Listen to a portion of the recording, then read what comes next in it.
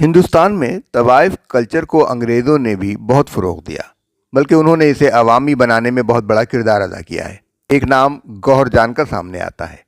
گوہر جان اصل میں کون تھی، کہاں سے آئی تھی، اور اس زمانے میں گانے کا سب سے زیادہ معاوضہ لینے والی گائیکا اور رقاصہ کیسے بنی؟ یہ وہی گوہر جان ہیں جن کے بارے میں کہا گیا ہے کہ وہ ایک مرتبہ جب الہ آباد گئیں اور جانکی بائی طوائف کے مکان پر ٹھہریں، جب گوہر جان رخصت ہونے لگی تو اپنی میزبان سے کہا، میرا دل خان بہادر سید اکبر الہ آبادی سے ملنے کو بہت چاہتا ہے۔ جانکی بائی نے کہا کہ آج میں وقت مقرر کر لوں گی، کل چلیں گے۔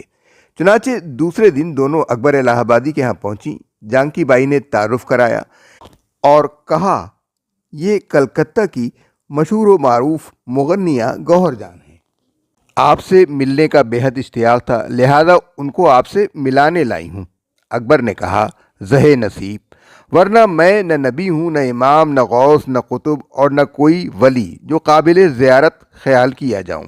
پہلے جج تھا، اب ریٹائر ہو کر صرف اکبر رہ گیا ہوں۔ حیران ہوں کہ آپ کی خدمت میں کیا تحفہ پیش کروں۔ خیر، ایک شعر بطور یادگار لکھے دیتا ہوں۔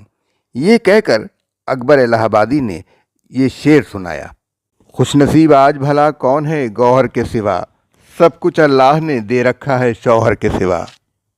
اکبر کے بارے میں ہر کوئی جانتا تھا کہ وہ نہایت بذلہ سنج اور حاضر جواب تھے۔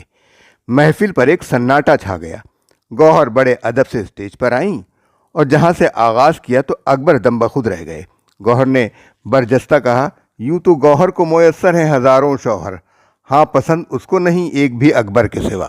یوں گوہر جان نے اپنی شاعرانہ صلاحیتوں کا اظہار بھی کر دیا۔